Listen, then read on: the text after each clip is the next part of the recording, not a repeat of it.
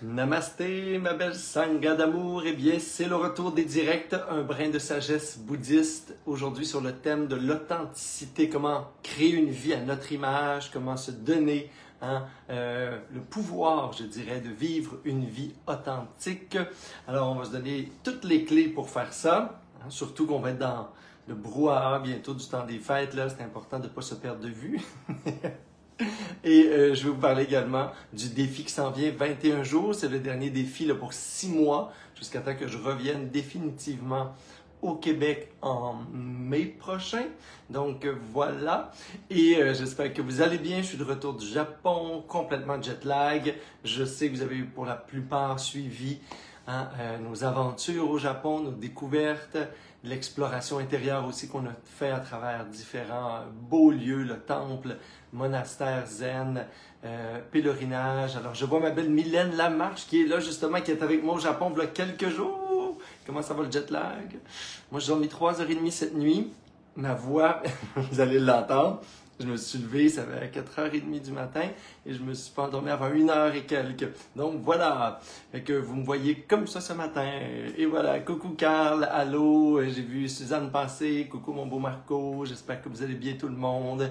Mylène qui me dit que... Non, elle me dit rien sur le jet lag en tout cas. Hélène nous dit que c'est violent le jet lag. Oui, c'est violent. On avait 14 heures, je pense, de jet lag finalement. 15 heures avec le Mexique. Fait que c'est ça, on vient juste de revenir. Alors, allô mon beau Bob, coucou Karen. Allô Jean, prenez le temps de vous connecter pour tous ceux qui sont là en direct avec moi ce matin, en différé. Allô ma belle Madeleine. Bon, c'est comme des retrouvailles aujourd'hui après plusieurs semaines là, où on vous a quand même mis des vidéos et des audios et différents enseignements et pratiques spirituelles inspirés justement de mon voyage au printemps dernier. Alors pendant que j'étais là, je suis pas enrhumé, j'ai juste la voix fatiguée, je le dis tout de suite.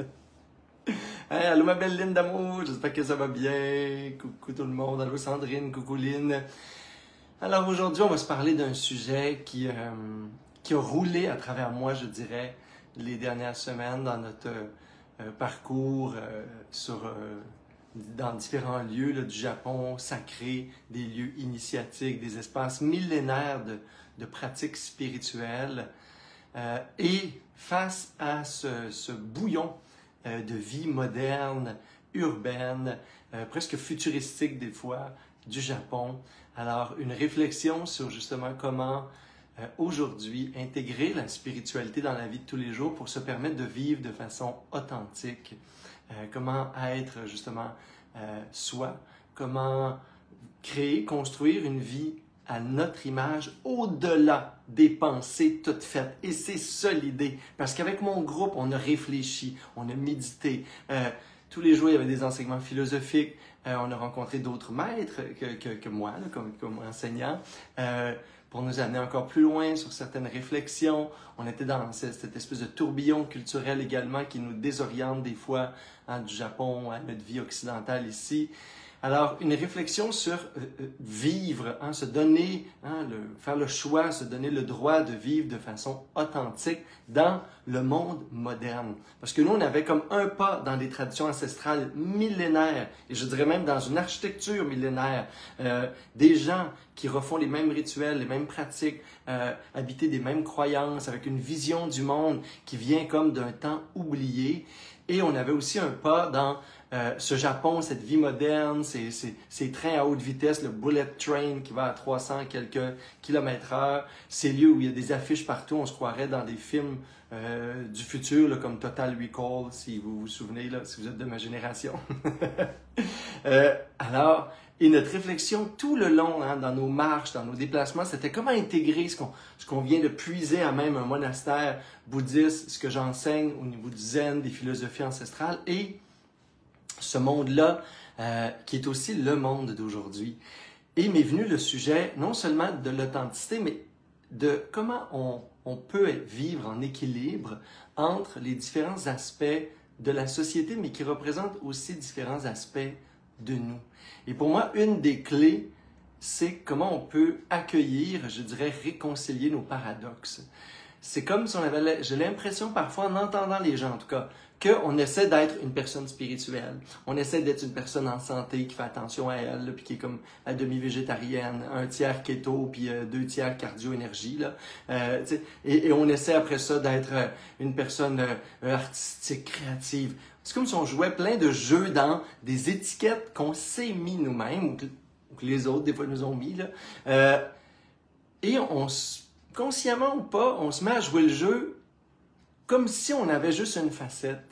Comme si être une personne spirituelle, ça venait avec plein d'autres petites étiquettes. Comme si être une personne qui fait attention à elle, qui aime son corps, qui parle de santé, c'était juste une étiquette. Moi, vous savez que Josée Lavigueur, c'est la première femme sur la Terre qui m'a tiré des jujubes par la tête, là, comme ça, pendant que j'étais en studio avec elle, puis qu'après ça, on mangeait de la réglisse ensemble. Notre Josée Lavigueur. Hein? Et moi, pour ceux qui me connaissent, je suis le premier, puis j'ai fait par exprès pour en mettre un, je suis le premier qui au Japon va triper sur les centres Pokémon, puis les cafés Pokémon, puis les lieux de manga et d'animé, avant de passer 2 semaines dans les monastères zen et les temples shintoïstes à parler de mythologie, de psychomythologie, enseigner des pratiques ancestrales.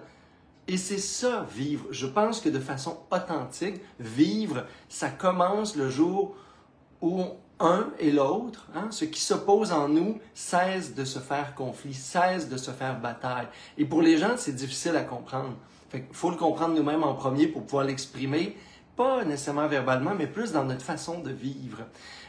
Parce que c'est très plate d'être linéaire, hein, d'être une affaire et une affaire seulement, et je pense que notre nature humaine, ce n'est pas ça. Je pense justement qu'on se déracine d'une authenticité fondamentale qu'on a en nous, qui nous permettrait de vivre une facette de nous et le contraire, des fois dans la même journée. Et justement, en disant le contraire, il n'y en a peut-être pas. Je le sens même plus quand je le dis. C'est comme une facette et une autre, et une autre, et une autre. Et c'est merveilleux comme ça. Je pense que la tension intérieure, je pense que la tension des fois même sociale, le fait d'être en société, que ce soit tellement lourd, c'est qu'on dirait qu'on essaie de convenir aux différents lieux, espaces. Moi, je me fais souvent dire, Martin, tu parles vite. Martin, tu parles fort. Martin, tu t'exprimes, tu gesticules. Bon, après ça, on aime ça que je fasse des contes, des légendes, des images, etc. Mais tout ça vient avec un package deal qui est comme un gars du Lac-Saint-Jean. Et j'ai essayé, parce que j'ai même enseigné dans les monastères bouddhistes. Hein. J'ai fini un programme où on commençait à enseigner de façon laïque dans les monastères et les temples bouddhistes. Et j'ai essayé d'avoir... c'est comme beaucoup d'air dans la voix, de prendre mon temps, d'avoir l'air de réfléchir beaucoup trop. Quand mes idées, ils se bousculaient dans ma tête, ça avait aucun sens de mimer quelqu'un d'autre qui peut-être cette personne-là était authentique, mais c'était pas moi. Ou de me désintéresser à ce qui émerveille mon enfant intérieur. Moi, là, cette nuit, bel exemple de mes paradoxes, hein, parce que pour moi, la clé de l'authenticité, c'est ça, si vous n'avez pas compris, c'est créer un espace où se rencontrent tous nos paradoxes, où tout ce qui s'oppose comme danse ensemble, comme fait l'amour ensemble, dans un beau tourbillon. C'est comme si notre arc-en-ciel de couleurs intérieures se mettait comme à spiraler ensemble, et ça donnait un immense feu de joie.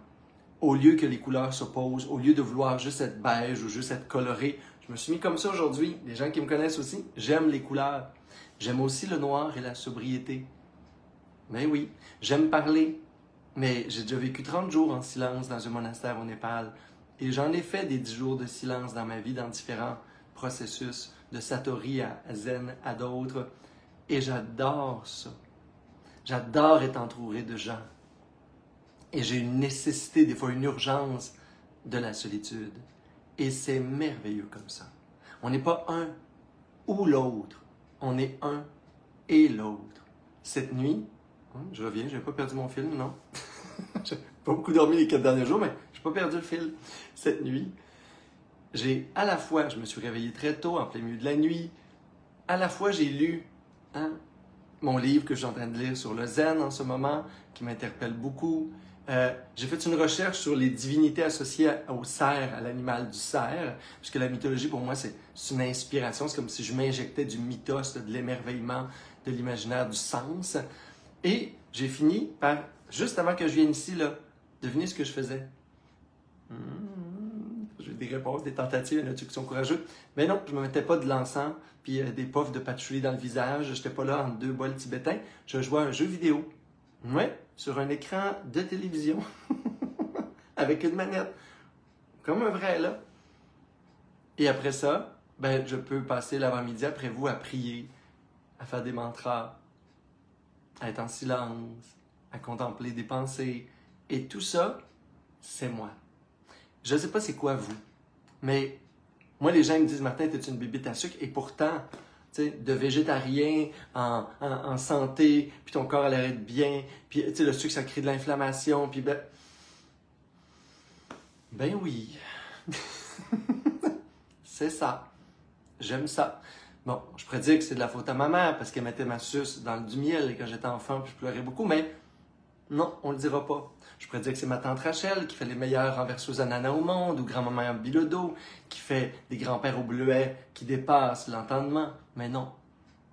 Je mange encore du sucre parce que c'est réconfortant. Ça me rappelle les femmes de ma vie qui m'ont nourri. Ça me fait du bien. Ça habite mon cœur. J'aime ça.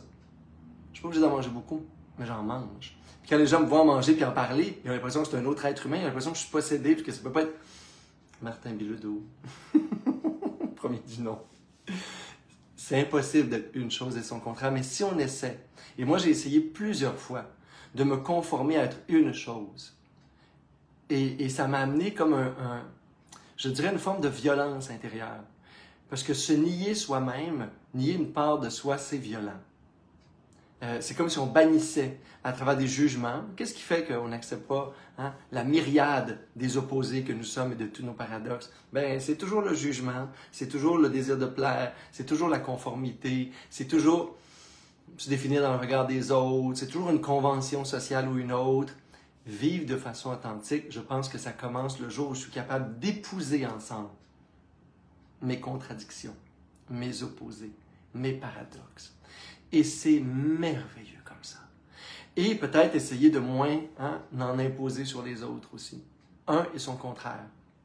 Moi, je connais des gens qui aiment ça, se mettre toutes coquettes, toutes belles, puis qui font attention à leur image, puis qui en parlent, puis qui y pensent beaucoup, et qui sont profondément, sincèrement, dans des démarches et des pratiques spirituelles, puis qui nourrissent leur âme toute leur vie. L'un ne va pas à l'encontre de l'autre. C'est un et l'autre. Et c'est merveilleux comme ça.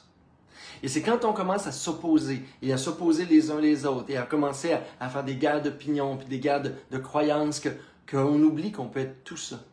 On peut être un peu une croyance, et la croyance opposée aussi. Et c'est merveilleux. Imaginez l'état d'harmonie, même je dirais de jubilation à l'intérieur, là. Quand tout ce qui se faisait bataille commence à s'effleurer, à danser, à se séduire, à jouer ensemble. C'est ça les différentes facettes de mon être. C'est ça les différentes facettes de votre être aujourd'hui. C'est ça notre pratique de méditation. Je vais vous inviter aussi, parce que on va méditer dans 1 minute, mais j'ai mis le lien, c'est le dernier moment que vous pouvez, il y a quelques jours avant le défi 21 jours. Si vous voulez l'avoir, on s'inscrit juste une fois à un défi 21 jours avec moi en direct, puis après ça, on l'a à vie. Mais si vous ne vous inscrivez pas, vous ne l'aurez pas à vie. Fait que vous pouvez vous inscrire, regardez c'est quoi. C'est vraiment dans l'intention, je l'appelle comme ça, le défi, c'est transformer votre hamster en petit Bouddha. Ça va être des pratiques d'apaisement de l'esprit, de centration, de revenir à soi. Ça va être de retrouver nos sources profondes d'être, tout inspiré de plein de philosophies, justement du Japon, du zen, au bouddhisme ancestral ésotérique, au shintoïste, à des philosophes et des philosophies plus modernes, même du Japon, qui nous amènent le ikigai et ainsi de suite. Alors, si ça vous tente de plonger dans votre être, de créer un refuge intérieur à différentes petites portes là, pour rentrer dedans, puis transformer ce monstre hamster qui est comme un gremlin des fois, puis qui se transforme là, comme ça, pour en faire un petit Bouddha. Vous pouvez cliquer sur le lien, allez au moins voir de quoi il s'agit, voir si ça répond à quelque chose pour vous en ce moment. Et si oui, je vous attends, on commence dans quelques jours pour 21 jours en direct, 8 heures le soir. Vous pouvez l'écouter en tout temps, vous pouvez l'écouter à vie. Alors voilà, êtes-vous prêts, pas prêts? On va méditer aujourd'hui. On va se prendre 3-4 minutes pour faire un placement de l'esprit. Parce que, my goddess, on en a fait du zen les dernières semaines. Et après ça, on va aller dans cette réflexion, contemplation, où on va essayer de voir en nous un et son contraire. Un et son contraire. Et au lieu de stigmatiser une pensée ou essayer de se réfugier dans une direction, on va regarder l'autre. Et on va regarder à chaque fois, à différents degrés dans notre vie, différents niveaux d'intensité, différentes fréquences, mais on est dans l'absolu, tout. L'un, son contraire, des paradoxes, ce qui s'oppose, peut-être que c'est ce qui s'unit finalement. C'est peut-être ça qui crée la danse, qui crée la vie, qui crée le mouvement authentique d'être soi et qui fait qu'on peut se renouveler finalement constamment. Et l'important, c'est de se faire du bien, d'être vrai, puis de laisser les gens être vrais et apprendre à s'aimer tel que l'on est, des êtres remplis de paradoxes. Si c'est pas merveilleux. Alors, à vos coussins de méditation, chaise, sofa, tout est bon. Ça aussi, c'est merveilleux. Et je vous invite à prendre une posture et vos amours dans lesquels on va s'aimer et on va se regarder sur tous nos aspects. Alors, quand vous avez une posture et une position dans laquelle vous pouvez être immobile et méditer, commencez toujours par prendre quelques grandes respirations. C'est comme si on réinvitait le corps à respirer enfin. Une respiration profonde, ça inspire jusqu'à ce que le ventre gonfle et ça peut expirer par la bouche jusqu'à ce que le ventre se dégonfle. Inspire pleinement, complètement. Expire, relâche, libère, abandonne.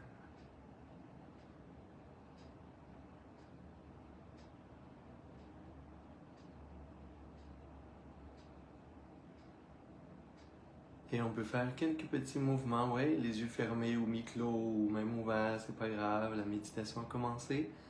Pour se recentrer dans le zen, parfois on fait comme être le bambou qui danse. À droite, à gauche. Ça nous permet également de réchauffer le corps, d'avoir une posture plus facile. On peut étirer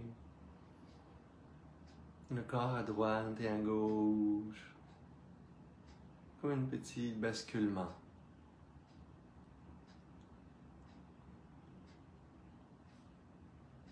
Et on revient au centre. Et on se centre.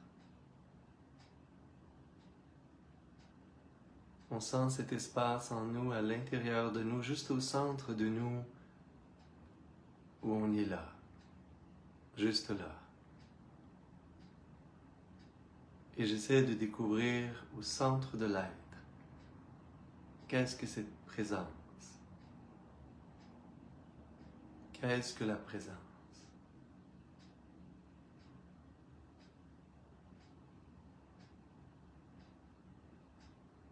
Si je jouais à être totalement présent juste en ce moment, à ce qui est là.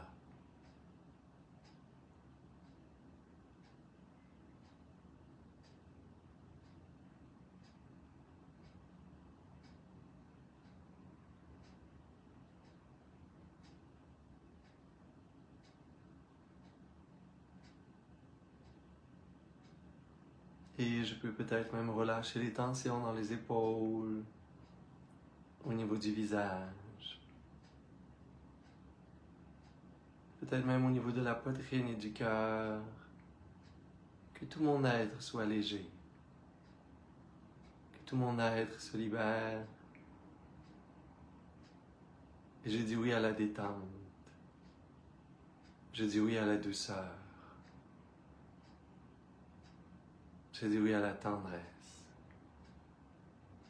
Et j'invite tout ça à l'intérieur du corps, jusqu'au cœur, jusqu'à l'esprit.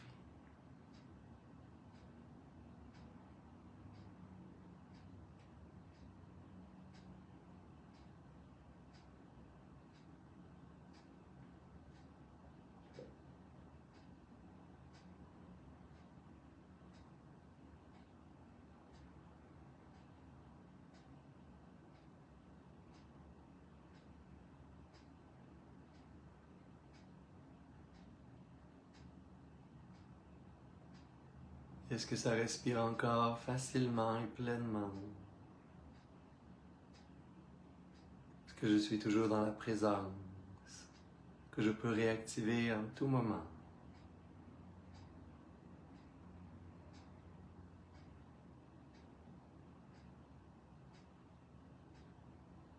Et aujourd'hui, je me donne le droit d'être moi, d'être vrai,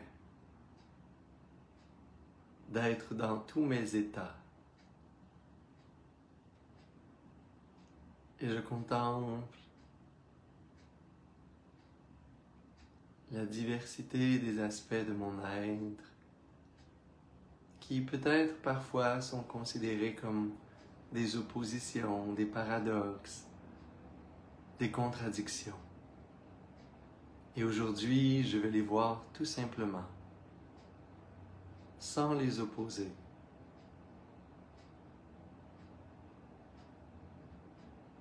Sans les nier. Il n'y a pas de convergence, il y a une divergence, une diversité, une pluralité qui fait toute ma richesse.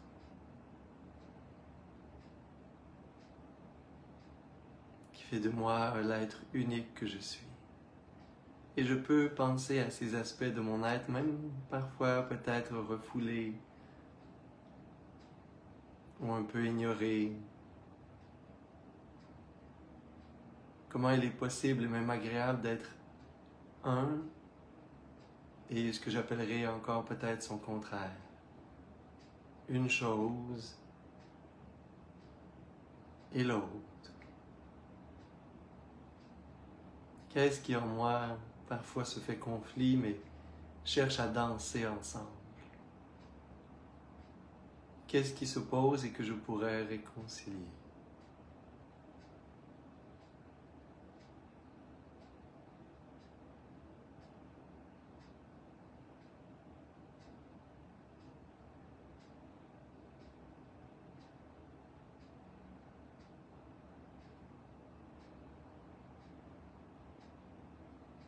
J'essaie de voir d'une façon unifiée dans la conscience tous les aspects de mon être.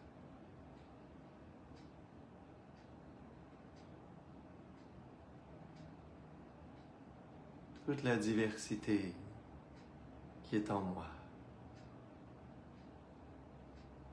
Une personnalité pleine de paradoxes. Et c'est merveilleux comme ça.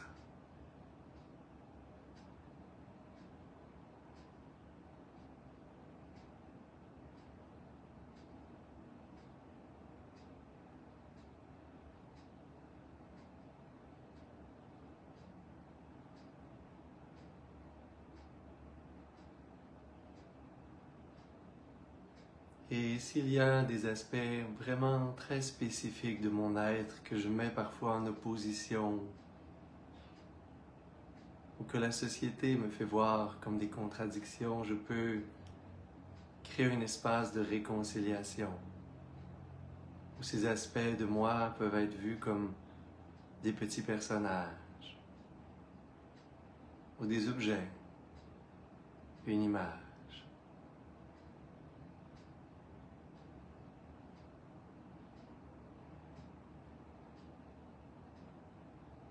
Et je pourrais leur permettre de se rencontrer, de fondre l'un dans l'autre, peut-être même de fusionner ensemble, de créer quelque chose de nouveau. Si je prends un aspect de mon être et je vois l'autre aspect,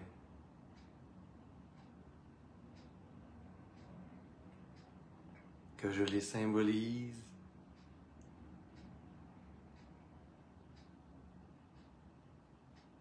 si je les invitais à s'unir, peut-être même à fusionner ensemble, créer quelque chose de nouveau, unique, moi.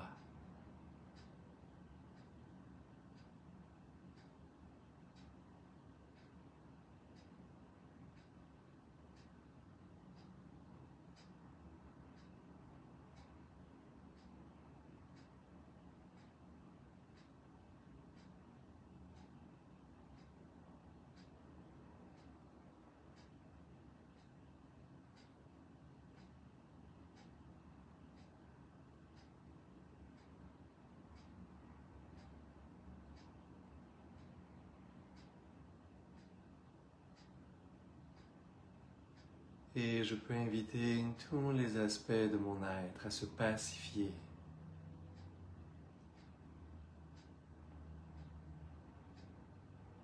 Je regarde tous les personnages qui m'habillent, toutes les couleurs.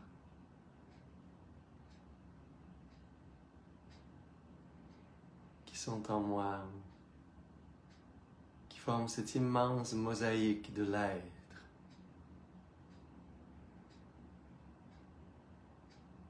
Il n'y a jamais eu de conflit. Il n'y a jamais eu d'opposition.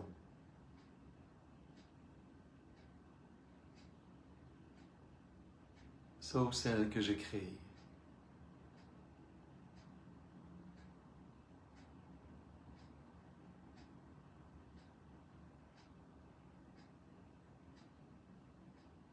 Et je vois les aspects de mon être comme un ensemble.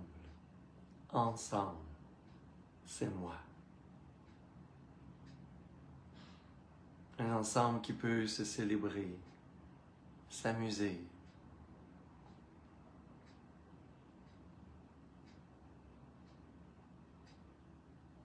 se reconnaître.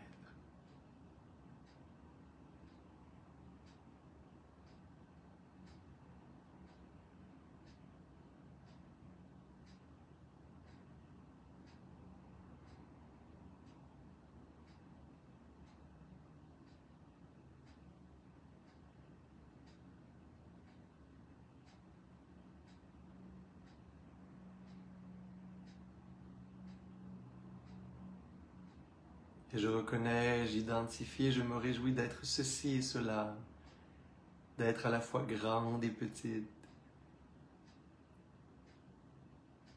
d'être ombre et lumière, d'être expansion et contraction, centration, comme la respiration qui est à la fois une longue expiration et une longue inspiration, pour créer le souffle. Tout ceci est en moi et c'est merveilleux comme ça. Je suis tout ceci. Et c'est merveilleux. Et je génère finalement ce courage d'honorer, de rendre grâce, de me réjouir de tous les aspects de mon être. Et je suis la seule personne qui peut me donner le droit d'être, qui peut se redonner le droit d'être.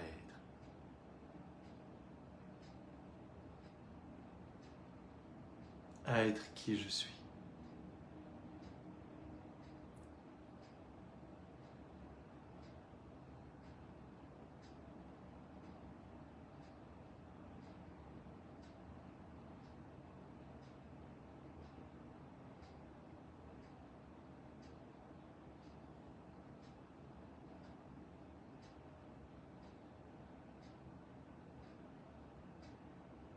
Et je peux prendre quelques belles respirations profondes, amener un léger sourire sur les lèvres.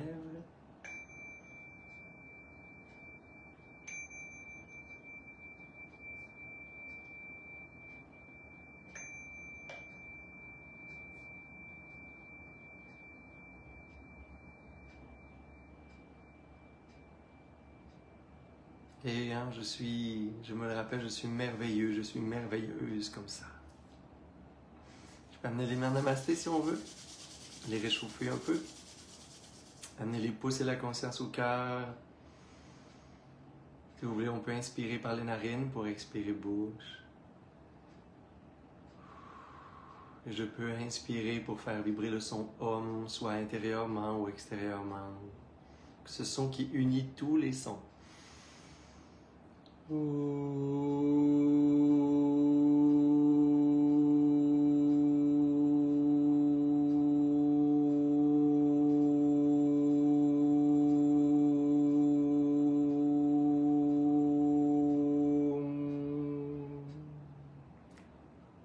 Namasté, la belle Sangha d'amour. Merci infiniment de ce beau retour avec moi dans les directs. On fait ça toutes les semaines à venir, tous les mois. Merci d'être là. Merci infiniment de me permettre d'être moi parce que je me le permets. Je dis souvent, si les gens ne sont pas contents, ils peuvent aller voir d'autres personnes sur la planète. 8 milliards. Alors, autorisons-nous à être nous-mêmes, à embrasser, mettre ensemble, câliner ce qui, de façon conventionnelle, peut-être s'oppose. Je vous souhaite une semaine où soyez attentifs à justement ces beaux paradoxes que vous pouvez faire vivre, harmoniser, s'unir, danser ensemble et amusez-vous dans tout ça. Amusez-vous dans la vie, faites-vous du bien aux autres. Si vous voulez, on vous attend aussi tout l'hiver à Patchouli-Gria. J'ai mis le lien parce que tout le monde me demandait où le lien vers ce site web, patchouligria.com, comment ça s'écrit, etc. Il n'y a pas une journée qu'on ne m'écrit pas sur le sujet. Je le remets dans tous les vidéos. Vous allez voir tout ce qui est là pour venir avec nous et vivre avec nous cet hiver au Mexique. Et si vous voulez commencer un beau défi, 21 jours en ligne, en direct, en différé, à vie, que dis-je, regardez ce qui est là comme nouveau défi aux sources de l'être pour transformer notre petit hamster, ou des fois notre colonie d'hamster, en un petit Bouddha. Namaste.